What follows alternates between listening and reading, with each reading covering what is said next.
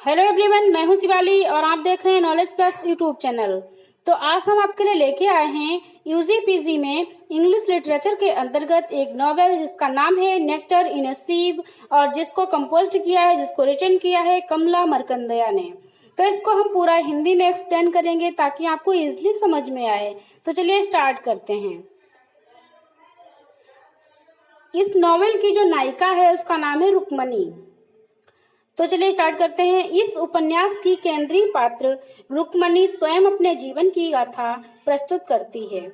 वह एक धनी परिवार की पुत्री थी, किंतु उसके माता पिता को आर्थिक नियोजन का कोई ज्ञान नहीं था। इस दशा में उन्होंने अपनी सबसे बड़ी बेटी का विवाह बहुत धूमधाम से किया, दूसरी बेटी का विवाह कुछ कम धनी परिवार में किया, तीसरी बेटी का विवाह गांव के ही एक साधारण परिवार में कर दिया। जब सबसे छोटी बेटी रुक्मणी की बारी आई तो उनके परिवार की संपन्नता समाप्त हो चुकी थी। इस दशा में एक गरीब किसान नाथन के साथ रुक्मणी का विवाह उन्होंने कर दिया, किंतु वह रुक्मणी से बहुत प्यार करता था। जो नाथन था वो रुक्मणी से बहुत प्यार करता था।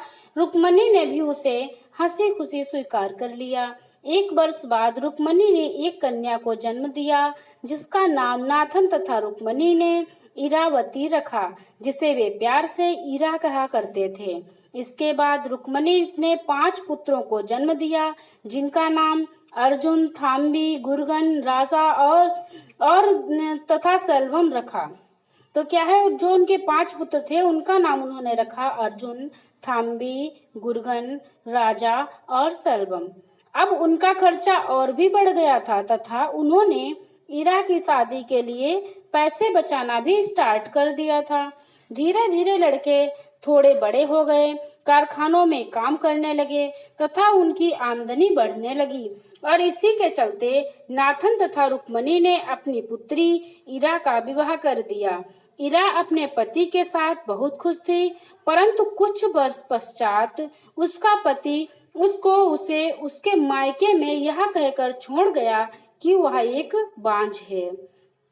इस बात का रुक्मणी तथा उनके परिवार पर बहुत बड़ा असर पड़ा। पूरे परिवार के सभी लोग इरा के लिए परेशान थे तथा इस बार बहुत तेज बारिश हुई और उनके सारे खेत खराब हो गए और उनकी स्थिति बद से बदतर हो गई। एक बार तो ऐसा हुआ कि पानी बिल्कुल ही नहीं बरसा और उनका फिर से नुकसान हो गया। एक दिन रुक्मणी का बेटा राजा कारखाने में चोरी करता पकड़ा गया तथा उसे कारखाने से निकाल दिया गया और रुक्मणी ने एक और पुत्र को जन्म दिया जिसका नाम उन्होंने कुटी रखा। इरा, जो रुक्मणी की बेटी थी, वो कुटी को अपना बच्चा समझकर प्यार करती थी। इसी के चलते इरा ने भी एक पुत्र को जन्म दिया, डॉक्टर कैनी। रुक्मणी के एक मित्र थे डॉक्टर कैनी। डॉक्टर कैनी के साथ 2 साल तक रहकर सेल्वम प्रशिक्षित हो गया। जो रुक्मणी का एक लड़का था सेल्वम जो था सबसे छोटा लड़का रुक्मणी का, वो रुक्मणी के एक मित्र डॉक्टर कैनी के साथ 2 साल तक रहा और वहां रहकर वह प्रशिक्षित हो गया और छोटी मोटी बीमारी का इलाज करने लगा।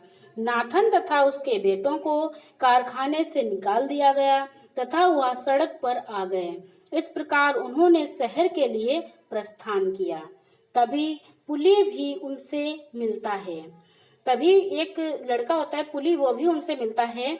जब उसे पता चलता है कि उनके पास नाथन और रुक्मणी के पास पैसे नहीं हैं, तो वह भी उन्हीं के साथ रहने लगता है। पुली उन्हीं के साथ रहने लगता है, किंतु बरसात के समय भी मेहनत करने के कारण नाथन की मृत्यु हो जाती है। और जो नाथन होता है वो इतना काम करता है कि बरसात के टाइम ही वो काम करता रहता है, इसलिए ज्यादा काम करने की वजह से उसकी मृत्यु हो जाती है। पुली के साथ वहीं पर कुछ दिन रहने के बाद एक दिन रुक्मणी ने एक बैलगाड़ी ली और गांव की ओर चल दी।